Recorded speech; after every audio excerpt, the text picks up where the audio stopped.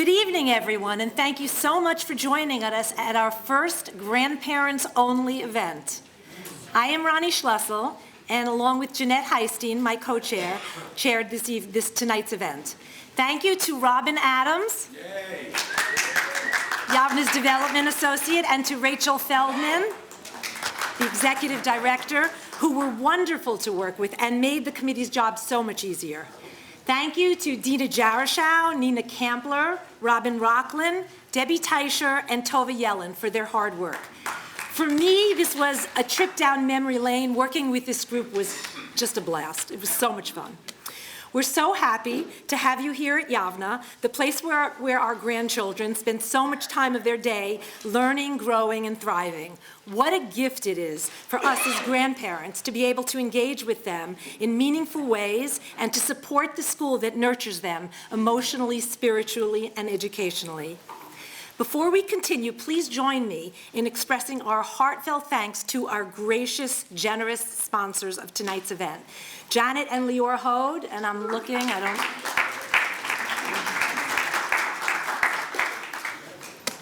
and Michael and Ruth Rosen. Can you just wave?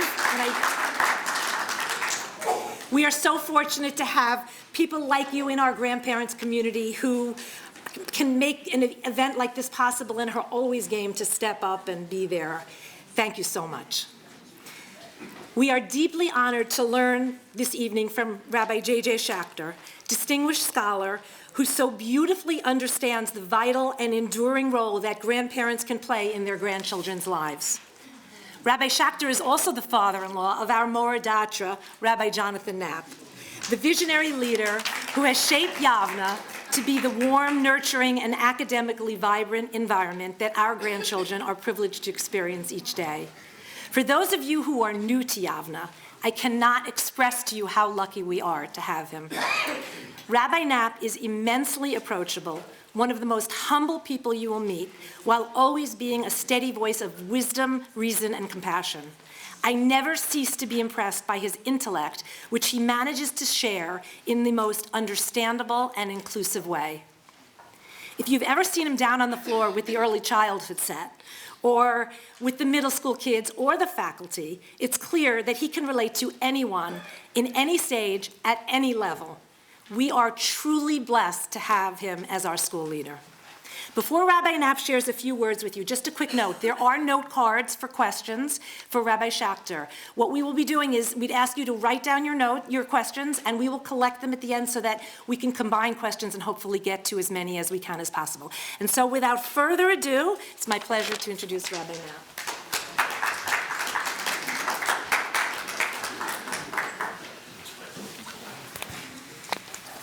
Welcome everybody again, and good evening. And Ronnie, that was really, really kind of you, and thank you so much. I'm not speaking here tonight. I just have a few words of introduction.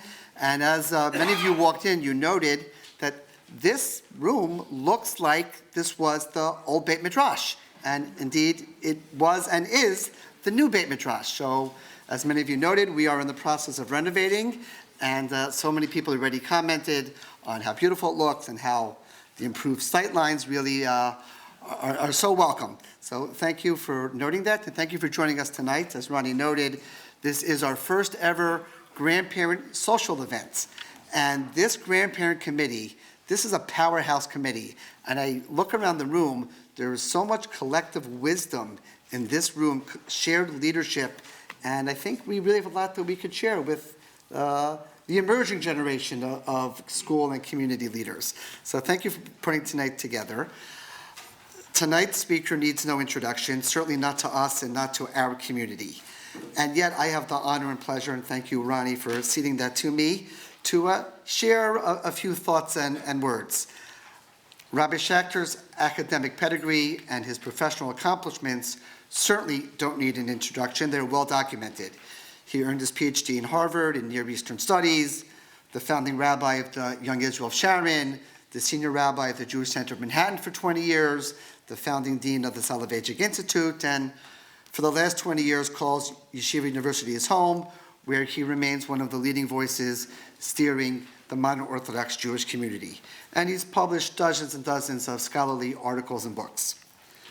However, from my perspective, he is absolutely the number one most appropriate person to lead us in tonight's conversation about what it means to be a Jewish grandparent. Because you see, and Ronnie noted this earlier, my children affectionately call him Zadie. And in that regard, the same Zadie who has written books on Rav Yaakov Emden is the same Zadie who played horsey ride with the kids Shabbos morning in the living room, and the same Zadie who was the pitcher for the kickball games in the front lawn on many, many a Shabbat, and the same Zadie who probably had too many trips to count, to the zoo, to the aquarium, to the ice cream shop, to Disney World, and I could go on.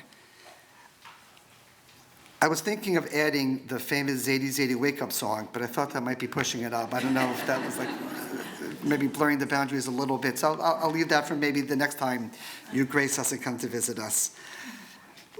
What to me was so fundamental is watching those relationships formed and forged when our kids were really, really so young, now develop into such meaningful relationships as Abba's grandchildren are now young adults.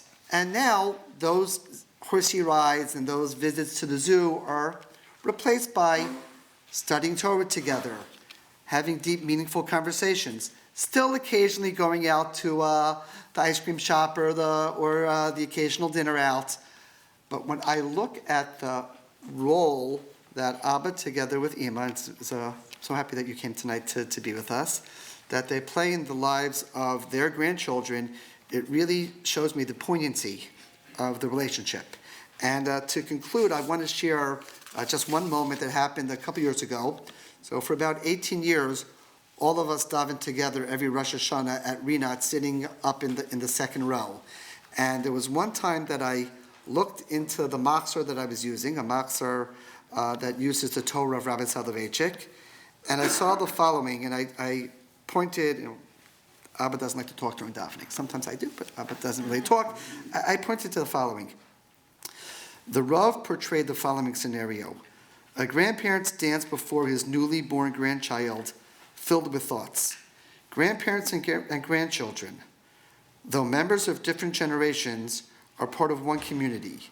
Jews of the past, present, and future are united in their commitment to the historical destiny of the Jew. A child is born. He or she is absorbed into the Masorah community. Hopefully, we'll speak our language, study our texts, share our solemnities, dream our dreams, and adopt our ideals.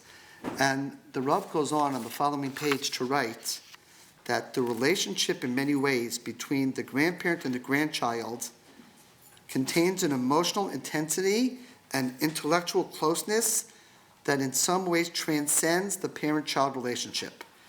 Grandparents, more so than parents, are sensitive to the pressing need to assure the perpetuation of one's lifelong principles. The child is so much more than a biological extension. He or she embodies one's hope for spiritual continuity. I can't think of anybody more appropriate to lead us in learning tonight. We're so excited to study together with you and to learn from you the blessings and the responsibilities of being a Jewish grandparent. So welcome back to Yavneh, Abba. I want to thank Rabbi Knapp very much, John, if I may, Rabbi Knapp, for inviting me to come this evening. And I want to thank Ima Babi for joining this evening. I want to thank Robin Adams. I don't know, is she here? Is Robin in this room? That's you? Robin, thank you so much. You were all over this from the beginning.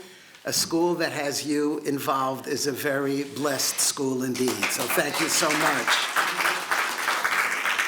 Members of the committee, the sponsors, and all of you who came this evening, I feel like I'm at home. I feel like there's so many people that I know and that I love and I'm close to, so I feel like this is all one big family.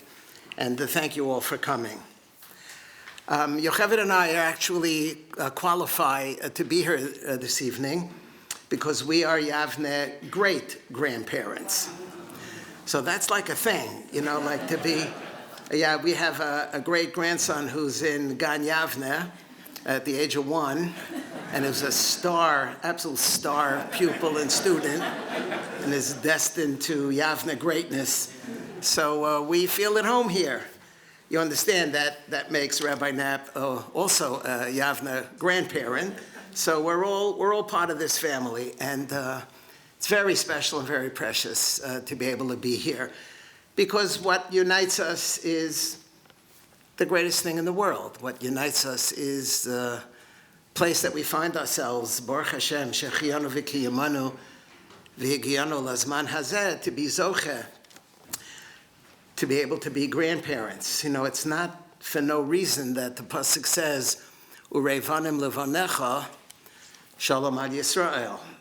That what creates shalom al Yisrael is Ureivanim levanecha, when your children have children and you could see them and you can engage with them. You could have an influence on them, you can inspire them, and they can inspire you, then we're good to go. Then shalom al Yisrael. Grandparenthood has all kinds of statements that people make about them. One of my favorites is, if I would have known how special they are, I would have had them first. There's some others that are not so nice that I'm not going to share, but that's a nice one, and that's something that we feel. What I'd like to do is to learn a little bit with you. I prepared a handout, and thanks to Robin, you have copies of the handout, so we're going to study a little Torah together. And the goal here is to try to help us unpack what our responsibilities, and rather than responsibility, I would say what our blessings are in the stage of life in which we find ourselves, and the opportunities that we have, Baruch Hashem, incredible, incredible opportunities to look beyond our own children and to see how our legacy gets itself played out in future generations. And we wonder what's it going to look like down the road, and how will we be remembered down the road, and how are we doing in terms of being a cog in the transmission of the tradition of the Masorah from what it is that we received from our parents, and if we were lucky, our grandparents. I barely knew grandparents. My father's parents passed away before I was born. My mother's father died when I was 9. My mother's mother died when I was 17. She's the only one that I really remember. And now we have great-grandchildren. So it's just unbelievable what has come and what is possible and what our role is in trying to transmit what we got and what we received, and to make sure that we don't mess it up too much as we transmit these values to future generations, and to see how it plays out beyond our own children, also to our grandchildren. So let's take a look at a pasuk in Chumash. I have, wherever I have English, I have English. There's sometimes I don't have English, but I'm going to translate absolutely everything so we make sure that we're all on the same page. And please write down any questions that you have, and I'm happy to engage you in conversation. Because that's the whole point. The point is to give us an opportunity to reflect internally and to think ourselves about what our roles are. So there's a generic thing called grandparent, but we're all different from one another. Our family constellations are different from one another, and we play out our roles in our families in different ways. And how does this sit for us? You know, what are our memories of our grandparents? What are our memories of our parents? What did they teach us? How did they teach us? How did they try to inspire us? And then what do we do? And what's our role? Because our role does not end when we educate and inspire our children. That's our primary role, earliest role, the first role. But it's not over then. It continues. And our place in our grandchildren's lives is very important. And we have an achrayus, we have a sense of responsibility, and we have an incredible opportunity to be able to maximize those relationships as much as possible. So the Torah tells us in Parshas Va'eschanan, Hebrew on the top, English at the bottom of page 1, Rakisham elecha eshmor nafshecha ma'od, in Pasuk Tess, verse 9. Only beware for yourself and greatly beware for your soul, lest you forget the things that your eyes have beheld, and lest you remove them from your heart all the days of your life. You shouldn't forget centrally important tenets, ideas, beliefs, principles. Hold them tight to you. And that's great that we hold them tight to us, but it's not about us. It doesn't begin with us, it doesn't end with us, but as the pasuk continues, Hisham lecha shmor nafshecha ma'od pen tishkach es advarim asher ra'u einecha upen yasuru milavavcha kol yemei chayecha va'odatem levanecha v'levnei vanecha. So there's a Beferish pasuk. The Torah tells us explicitly that we're part of this chain, and it doesn't end with banecha, it doesn't end with your children. But right here, right up front, it's you should be zoche, Baruch Hashem, what a tremendous zechus and opportunity and blessing to have grandchildren. So we're part of their educational process. V'odatem levanecha v'levnei vanecha, and what is it that we should convey to them?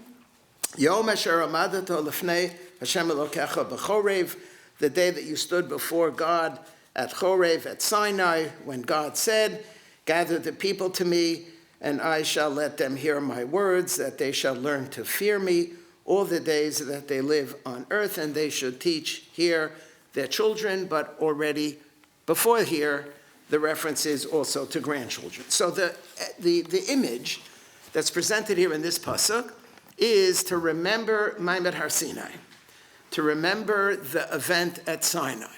So now that's very difficult to do, because I know religious Jewish tradition says every Jewish soul was at Sinai, but I don't remember being at Sinai. I'd be curious to know if any of you remember being at Sinai. So what does it mean to convey the event of Sinai? But it's the concept of Sinai, the concept of God giving the Torah to the Jewish people, and it's that central idea which is obligating us to behave in a certain way and to think a certain way and to live a certain way of life, that we are part of a covenantal community that was blessed by a revelation at Sinai, is a part of, or maybe the central part of what it is that somehow or other, whether it's rolling on the floor or going to get ice cream or teaching bar mitzvah and bat mitzvah parshas, or going to learn the mishmar on a Wednesday night,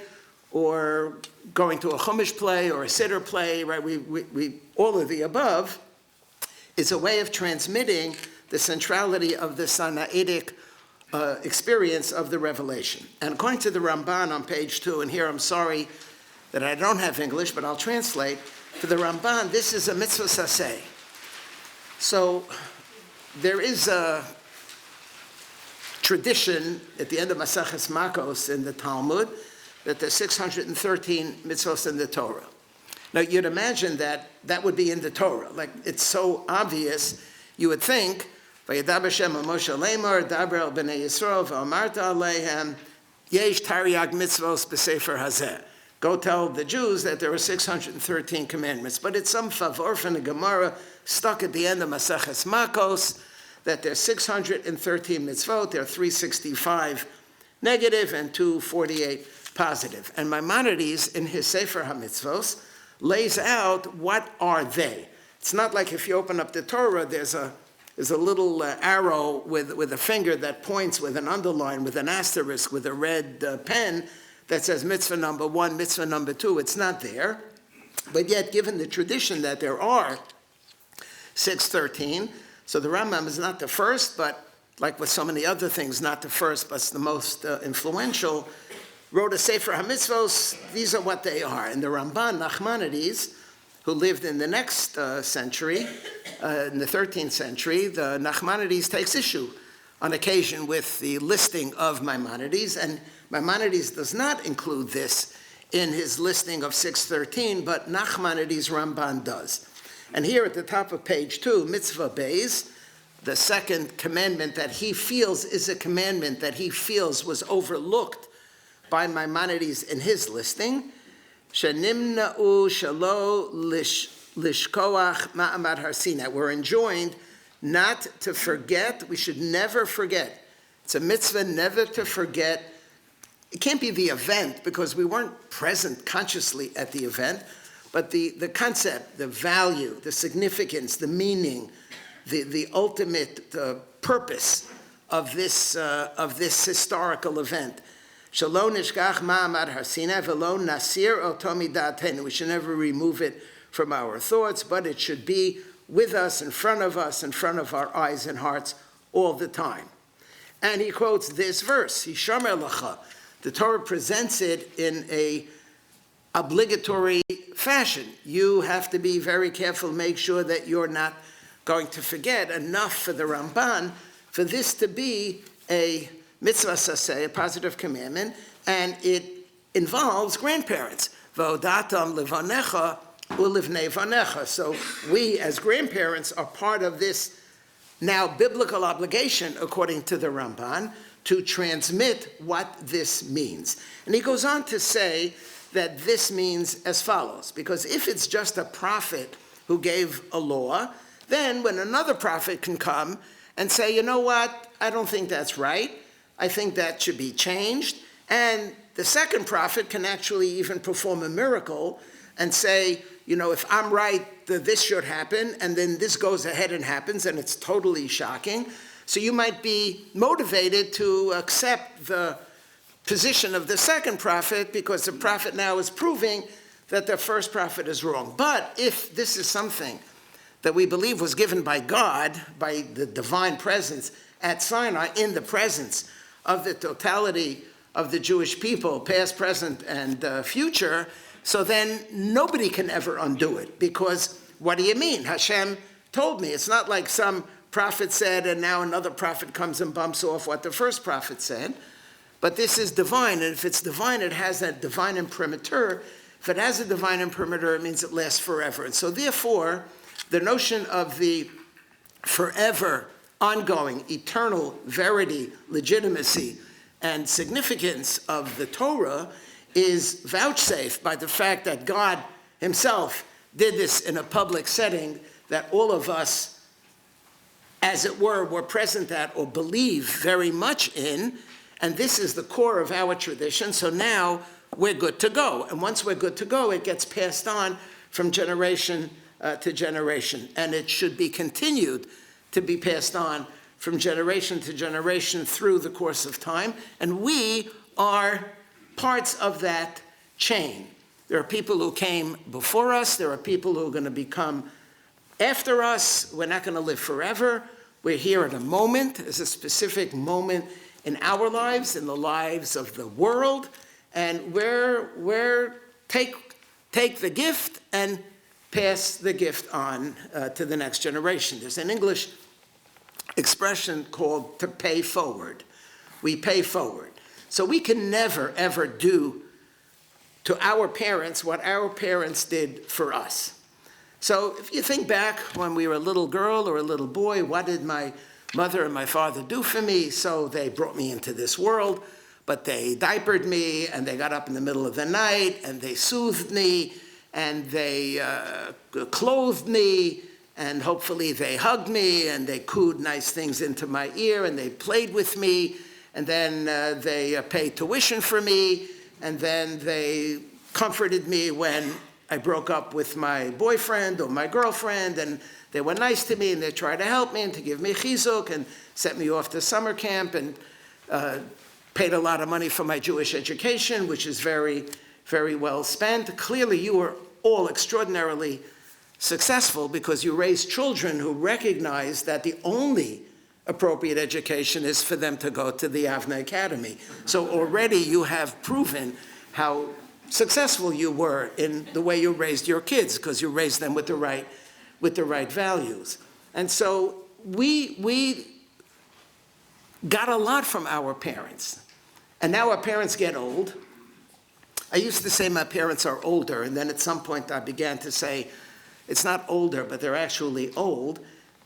And I try to help them. I try to be a good son as much as I could to my father and to my mother, but I could never do for them close anything what they did for me. And so the only way that I could be makir tov in an appropriate fashion is to pay forward, is to do for my kids what my parents did for me, and maybe even more, maybe even better, maybe even stronger, and to try to pay forward the gift. And when my parents see that, it's a huge nachas for them, because they get nachas when they see how their child relates to their children. And so it's a matter of paying forward from generation to generation, and that's where we find ourselves. We're here for a limited amount of time, and we need to maximize that amount of time in so many ways to make our lives meaningful, and to do so by being in the shalshelas ha-Kabbalah, and the shalshelas and the chain of tradition, and to pass it on. And that begins with an appreciation, a strong fundamental appreciation for the event of the revelation at Sinai, which is where it all began, which is now cast in stone. This is God, this is divine, this is here forever, and we incorporate that, we adopt that, we internalize that, and we pass it on. V'odatem levanecha v'livnei vanecha. The Gemara in Kedushin at the bottom of page 2, and here I do have English, quotes this pasuk, and it's a very beautiful Gemara. It's a beautiful Gemara. Amar Rabbi Yeshua ben Levi, Kol ha-melamed es ben beno Torah, ma'ale olav hakasav ki'ilu kibla mehar Sinai. That's really interesting. And what does it mean? What is the English translation? Anyone who teaches his grandson Torah will see it's not just grandson, it's not just the son of a son, but it's a son of a daughter, and a daughter of a daughter, and a daughter of a son. We're living, Baruch Hashem, at a time when our granddaughters play a very significant role in this entire process, in the process of the transmission of Masorah. Anyone who teaches a grandchild Torah, Scripture deems it as if he had personally received the Torah from Mount Sinai. Who is the he personally received the Torah at Har Sinai? There are two options here, right? If you teach your grandchild, it's as if you, who's the you? Is it the teacher or is it the student? And I think both of them are plausible reads. That if I could teach a grandchild, it's like I'm mamish standing at Har Sinai. That if I have this chus of Odatim levanecha v'livnei vanecha, then I, mamish, am standing at Sinai now, and am engaged in the most important activity that I could possibly do, and that is to transmit this to my grandchild. Or, when a grandchild sits with a bubby or a zaidi and learns Torah, they're sitting at the feet of Sinai. Their grandparent, you, us, are the repositories of the tradition. They weren't at Sinai. We represent this for them. We're the closest that they'll ever get to previous generations. So when we teach them, it's as if they are sitting at the foot of Mount Sinai. We have become Mount Sinai. And that's an obligation for us, and it's an opportunity for us, and it's a gift for us that we represent that in their lives. Wow, I learned something from Bubby. I learned something from Zaidi. And they really meant it, and they were sincere, and it mattered to them. And I saw that it mattered to them, and I watched them. It's not just I learned from their words, but I learned from their actions. I see how they daven. I see how they give tzedakah. I see how they do a ma'aseh chesed. I see how they help elderly people who need assistance. I see that. I learn from that. I am now at the foot of Sinai, because that is the role that my grandparents play.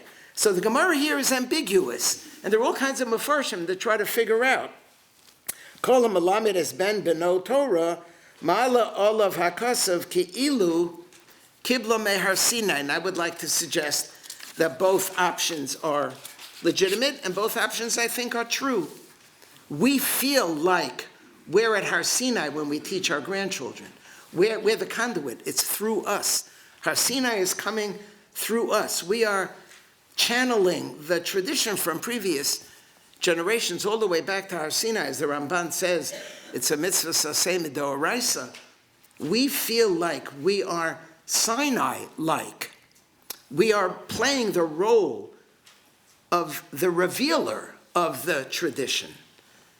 And that's a tall order for us. And there's a lot riding on this for us. And that's part of our role. It doesn't end when we teach our kids. We represent something to our grandchildren that their parents don't represent. We represent the further link in the chain, the earlier link in the chain. And that's so profoundly important. And for the Ramban, that's a de'oraiso. Mala olav hakosov, ki'ilo kibla meharsina. The Shulchan Aruch paskins on page 3, a lot of Hebrew, I'll translate it. Geshem she mitzvah lelamed. This is in Hilchos Melamdin, and there by Hilchos Talmud Torah, Reish Mem Hey Gimel, where it's underlined. I will translate it.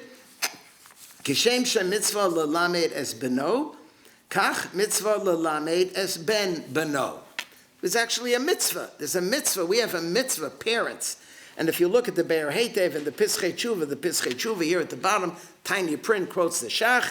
The Shach says it's Ben Bito, it's the son of a daughter, it's a daughter of a daughter of a son. There's equal gender neutrality here that goes across the board. And we have an obligation, kishem, just like, which means there's an equivalence. Kishem shem mitzvah, lelamed es beno, child. There's a mitzvah to teach your child. It's a mitzvah. It's a mitzvah of a parent to teach a child. It's not like an obligation. It's not a requirement. It's not, oh my God, I have to do this. But it's a mitzvah to teach children, and to teach children, again, not only by words, not only by texts, but by behavior. And I think the ultimate teaching is by behavior. And our ultimate success or ability to influence grandchildren is not by words, but it's by behavior. And when they see how you behave, then it's real to them. And they recognize how important it is, just like Geshem mitzvah lelamed es beno, kach mitzvah lelamed es ben beno, and quotes our pasuk, the pasuk that I started with, v'hodatam livanecha v'livnei vanecha. And then he goes on to say that if possible, you should try to have an influence on as many people as possible. You shouldn't only worry about teaching your own kid. You go to shul, there's another kid sitting there, you try to have an influence on the other kid, and you make a difference. You make a difference in the world without even breaking a sweat sometimes, just being who you are. And having younger people observe you makes all the difference in the world. Rabbi Knapp earlier quoted from Rabbi Soloveitchik in his commentary on the Machzor, and I want to read with you page 4, and then if you look, I realized that I missed the page, so I sent it to Robin this morning, and Robin, thank you so much. There are 2 things that are on your chairs. There's like a stapled thing, and then there's an extra page. So let's start with the stapled page 4. This comes from this book, Show and Tell. I brought this book to show you. It's Man of Faith in the Modern World. It's a collection of talks that Rabbi Abraham Bezdin, who was a student of Rabbi Soloveitchik, sat there and listened to, and then wrote it up, and then published it. So Rabbi Soloveitchik didn't see this. It's not like he wrote it, and it's not like he okayed it, but it's an accurate, I believe, fair representation of what Rabbi Soloveitchik was trying to convey. And he makes a very important point. And for me, this is personally special because, as you'll see in a moment, my name is Yaakov, my name is Jacob, JJ is Jacob Joseph, Yaakov Yosef. So for me, this resonates, but your name doesn't have to be Yaakov in order for it to resonate. You just have to be Zoche, to be a grandparent, and you'll get exactly what this is. Wrote Rabbi Soloveitchik, or said Rabbi Soloveitchik, or almost said Rabbi Soloveitchik. We have 3, I want to read this, because it has a geschmack, there's a certain feel. I could summarize it, but I want to read it because I want the words to resonate with you. We have 3 patriarchs, Avram, Yitzchak, and Yaakov. Our history, however, has bestowed upon Jacob 2 prerogatives which were denied to the earlier patriarchs. You think that Abraham was like the be-all and end-all, or he was the first one. Avram Goyim, he was the one who brought monotheism to the world. He's the one who's most distinguished. And it turns out that the Enochal, Yaakov, was more distinguished in 2 particular ways, 2 prerogatives that were denied both to Avraham and to Yitzchak. First, the names of Jacob and Yisrael became the generic names for the entire people. So the other name for Yaakov is Yisrael, and guess what? We are known as Bnei Yisrael. The entire nation is known by a name which is the name of Yaakov. We're not Bnei Avraham, we're not Bnei Yitzchak. I mean, we are Bnei Avraham and Bnei Yitzchak, but we're known as Klal Yisrael, as Bnei Yisrael. Second distinction is that Jacob is frequently called the Zaken. In the Torah and in Chazal and in the Rambam, and he brings here in this paragraph all kinds of rayas, from the Rambam and the Tefillah, from various Gemaras, from Psukim. It's strange that Yaakov is referred to as Zaken, even though, as he points out, he didn't live longer than the others. He lived a shorter amount of time, but yet he's considered to be the Zaken. And why is he called the Zaken? In what manner, we're down to the third paragraph underline, in what manner, we ask, did Jacob distinguish himself that his name became the generic name for an entire people, Bnei Yisrael? And why is he called the Zaken? Why is he called the elder, the elder? It's a mark of respect. It doesn't mean he's an old guy. Yeah, it probably means that too, to be a Zaken. But Ein Zaken, actually, Chazal tell us, Ein Zaken ela misha kana chachma. Zikna is not just a designation of age, but it's a designation of wisdom. And only he's called the Zaken. The answer is that Jacob was the first patriarch to establish direct communication with his grandchildren. And that's really profound. Avram, Aveliyit, a gewaldige Yid, incredible, amazing, unbelievable. Yitzchak was Oile Tamim, amazing, unbelievable. But who talked to Enoch? Who had a relationship with a grandchild? Not Avraham and not Yitzchak. The answer is that Jacob, Yaakov, was the first of the Avos to establish direct communication with his grandchildren. He was the first to make a solemn declaration, a historic pronouncement, which is responsible for the sense of closeness we still have with the past, thereby laying the foundation for the dialogue of the generations. He literally conquered time and space when he said to Yosef, now your two sons who were born to you in the land of Egypt before I came to Egypt are mine. Ephraim u'Menashe, Reuven v'Shimon yihiyu li. Ephraim u'Menashe are the sons of Yosef, are his grandchildren. Should be, I consider my Enoch to be like Reuven and Shimon, like my children. Next page. Now go to the single page that was added on. Thank you, Robin, very much. Thank you, appreciate it. Though a second generation removed and nurtured in an Egyptian environment, Jacob equated them with his own sons, who had been reared close to him in the Holy Land. Reuven and Shimon were like Bnei Bayis by Yaakov. They grew up with Yaakov. They lived with Yaakov all the time. And who are these Enoch? Ephraim and Menashe. They grew up in a strange environment. They grew up in a distant land. They grew up removed geographically for many years from their grandfather. But yet, Yaakov makes a statement, my Enoch, rock solid close, ad kedei kach, to such an extent that they are considered by me like my first two children, like Reuven and Shimon. Abraham never spoke this way about Jacob, that he was to him as Isaac. Isaac never said it about Reuven and Shimon. Jacob was the first to impart special blessings to his grandchildren. Hamalach hagoel osi mikol ro, what's the bracha that he gives? And it's repeated for generations and centuries and millennia.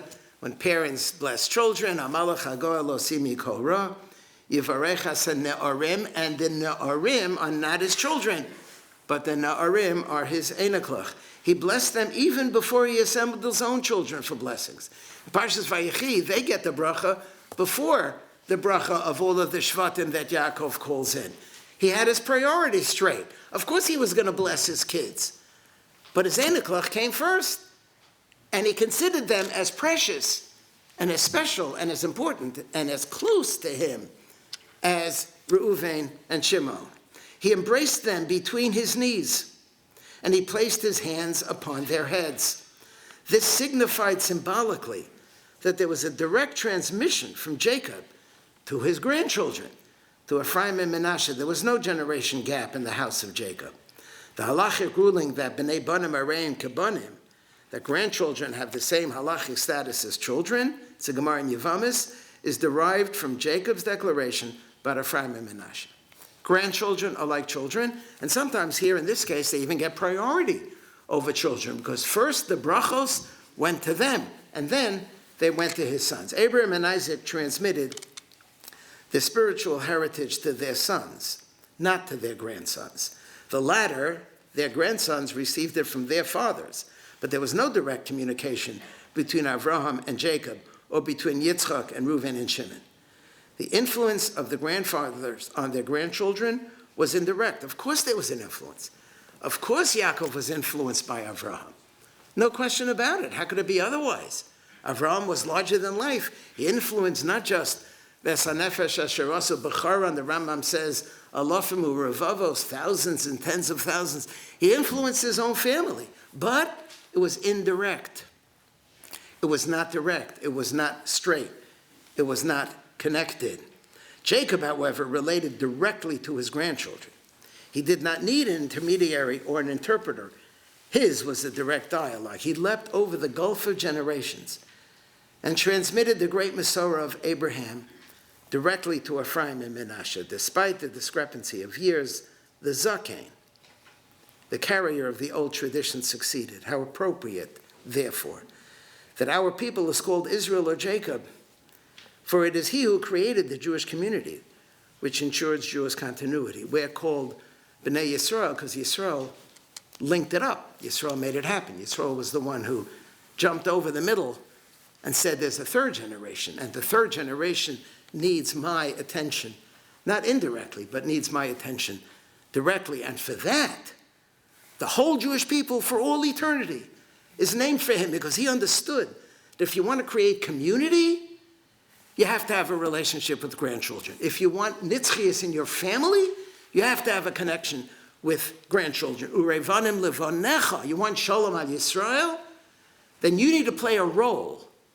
And what a gift. This is not an obligation. This is not a hischayvus. This is not something that we have to drag ourselves to. What a gift that we have. These are sweet Weile Kinderlach. These are great, great kids. What a bracha. And the ehrliche Kinder, they go to a great school. They understand what Torah is. They understand what Mada is. They understand what it means to live entrenched in Western culture. In 2025, they understand the world around us is meaningful and valuable, and they understand that their core identity is Judaism, and they're able to negotiate living in two worlds, and we're their role models, and we transmit this to them, and they see us, and we have such an opportunity, and we can inspire them to be able to hold on to both of these with authenticity and with meaning and with substance and ultimate value. How appropriate, therefore, that our people is called Israel or Jacob, for it was he who created the Jewish community, which ensures Jewish continuity. The Medrash tells us that the sons of Yosef studied with their grandfather daily after his arrival in Egypt. So do we learn with our Eneklach? Do we study with them, our granddaughters, our grandsons? Make it fun, age appropriate, go to their schools if they have something going on with, not only if there's a grandparent day, but maybe there's some opportunity that you can have to go to Mishmor or go to something in a younger grade. Why are we alive? Why are we alive? I think I'm alive because I feel this privilege to pass this on to the next generation. I try to teach a little bit, I try to write a little bit, but the core of my kishkis is not to mess up what I got from generations before me and to pass it on. That's why I am on this earth. And I think that's important for us to think about. You know, we do all kinds of things, and Baruch Hashem, very successfully and very wonderfully, but we were given a gift. Not everybody has such a gift, you know. Not everybody has such a gift. We have a gift, and we have an achrayus. V'hodatem levanecha V'livnei vanecha, the Jewish people, are named for Yaakov because he was the first Zaidi who invested in his Einaklach. And he learned with them, the Medrash says last paragraph, every day. Every day. So you're not going to learn with them every day. They're busy, you're busy, they're running, you're running. But find time. Make it a priority. Figure out, 2 weeks shouldn't go by when you haven't interacted with them and learned with them. It was the Zakein who listened to their problems, conversed and worked closely with them, played and planned with them. The most effective teacher is not he who lectures his students with detachment, but rather he who befriends his disciples, and together they become co-searchers and co-dreamers in the pursuit of truth. Yaakov knew the secret language of mispar hadoros, of uniting generations. Some can do it, unfortunately many others, even noted scholars, smart, wise, intelligent, inspired, can't do it. The parent, grandparent, or teacher who sensitizes a child to his or her antecedents is the guarantor of the survival of the Mesorah, and that is a gift that we have. I want to conclude, because I don't know how much time I have, and I'm probably running out of time, but just one last source on the top of page 5. And this is the flip of the Gemara in Kedushin that we saw earlier.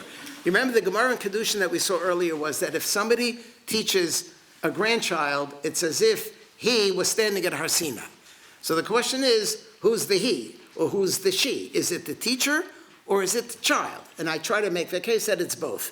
Now there's a Yerushalmi at the top of page 5 in Maseches Kedushin that says the opposite.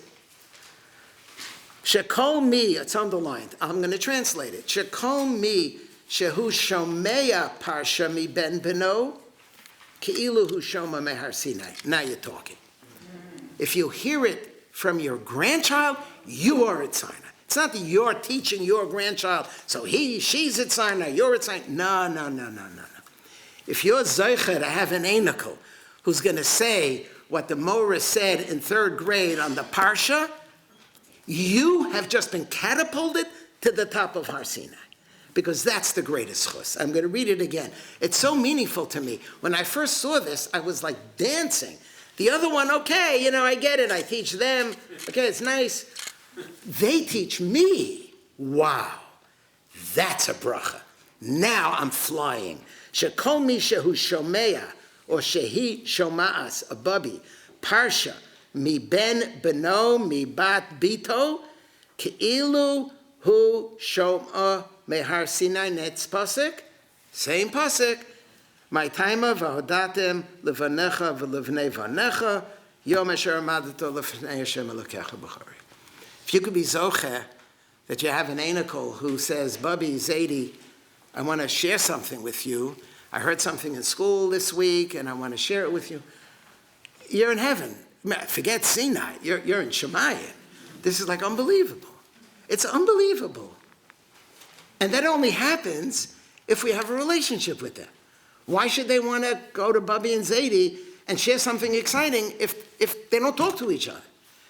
So the point is, we create a relationship and we invest in the relationship, and what a gift that we're able to do that. And then we benefit the results, the nachas. We plot. You plot. When the kid says, Zaidi, Bubby, I want to share something, and they pull out a sheet.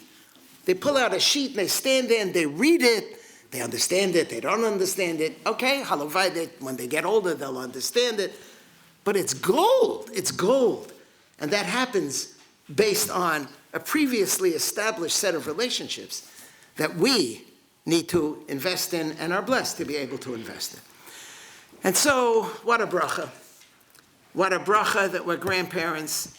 Mamish shechiyanu v'kiyamanu v'higiyanu lazman hazeh, that we have the schus of having einiklach. And we have a gift. And it's our job to maximize that gift as much as we possibly can. Thank you for coming, and I wish all of you a good night. I don't know if anybody has any thoughts or questions or comments. I'm not going to run out, but if you want to ask me something, you can ask me something. Tov is asking the questions, so I shouldn't know who asked the questions, so I shouldn't be biased. I love you all. Whatever you say is great. It's going to be fine. Yes, question. Okay, this is a good one. Why are the sins of the fathers are visited onto the third and fourth generation? Because they didn't go to Yavneh Academy. It's a turnaround for you. Why are the sins of the parents visited upon it? It's not a simple statement. It's not a simple fact. There are times when it is and there are times where it doesn't. I would say that it depends if osem masa avoseim or lo osem masa avoseim. I think it's not really an automatic transmission that a child or a grandchild has to suffer for misbehaving on the part of their parents. My favorite and most meaningful explanation is if they behave similarly, inappropriately, so then they have to carry over some of that responsibility. But if Baruch Hashem, the kids are wonderful kids, they should fly high and be wonderful and only have shefa brachos.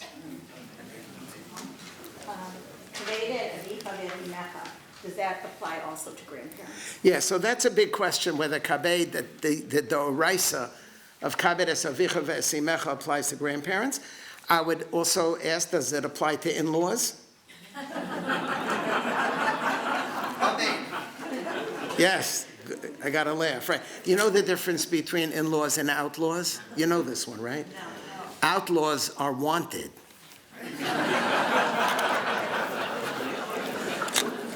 So for that alone, it was worth you coming here tonight. So it's a question whether it applies halachically, strictly, whether it applies to grandparents. I would say it applies, but it applies out of love, not out of obligation. Are we done? 2 questions. Oh yeah, Tova has a question. Yes, so there is a Rambam. Tova, you're amazing. There is a Rambam at the beginning of Hilchos Avodah Zarah that says that Yaakov learned in Avram's yeshiva, which actually throws this off. So I'm really sorry that you raised that. But Rabbi Soloveitchik said what he said, and we're going to stick to that. But technically speaking, you're 100% right. Yeah, but maybe he didn't like play wiffle ball with him or something, so it didn't count. I don't know. Okay, I wish all of you well. Thank you very much for coming. Have a good night. Wait, don't get up yet. Don't get up. I still have something to say. Hang on 1 more minute and then I'm feeding you again. I'm Nina Kampler. Thank you, Rabbi Schacter. Thank you, Rabbi Knapp. I always feel, but especially right now in this room, in the presence of this, feel that we are privileged to live in what I call, my words, the golden age of grandparenting. Being a grandparent has gone from being silver-haired, stationary, heavily accented Bubby and Zadie, if you had grandparents at all, to us being so proactive, active, and interactive in our grandkids' lives. I think most of us even feel we're doing a better job than we did with our own kids when we were so stressed, overextended, lesser experienced. We have the blessings of perspective, maturity, and resources like time and patience, not to mention mostly not paying tuition. We are, my verb, grandparenting. But to live in the golden age of grandparenting with grandkids at Yavneh Academy, that's winning the lottery. When Rabbi Knapp approached me a few years ago to get involved with this initiative as a second-generation grandparent, I was elated. I felt so purposeful. I felt like it was my mission. Being involved in your grandchild's school adds a depth of involvement that I don't think most of our parents had with our children. We grew up, as I suggested, without grandparents, but if they were there, they were remote, figuratively and literally. The access we have today to see how our grandchildren are learning, to foster their education, to help their parents, to continue our own learning, but perhaps best of all, Ronnie, Tova, Robin Rockland, Dina Jarashow, Jeanette, who's not here this evening, Debbie Teicher, who's not here this evening. We've reconnected and regained the types of friendships that we can't maintain regularly as our own children have grown. Being a Yavneh grandparent is a fabulous club. I encourage everyone here, and you've all self-selected, you're here, free food, but you're here. I encourage everyone in this room to continue this effort with your ability and your inclination to join the Grandparents Giving Circle. An $1,800 annual contribution is funneling significant support to our kids' schools so that they feel it less. But tonight's not about fundraising, though I'm always fundraising. It is about elevating our collective involvement in our children's and grandchildren's lives on the Yavneh platform and through the Yavneh portal. I can't thank Rabbi Knapp enough for inviting me to this initiative. This school has played the most fundamental role in my emotional and intellectual life. Everybody joins me tonight in thanking Rabbi Schacter for his wisdom. I took lots of notes. And thank you to Jeanette and Ronnie for co-chairing this event, to our key worker bees, Dina Jarashow, Debbie Taisha, Toby Yellen, and Robin Rockland, and to everyone who volunteered to be on the committee listed on the flyer.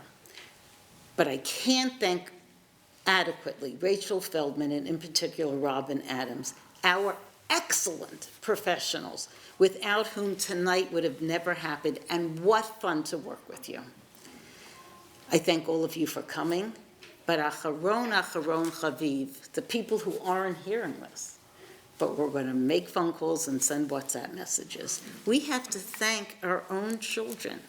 They gave us, our grandchildren, the best part of our lives. And now, dessert will be served right behind, and Marav in room 502 right across. Thank you.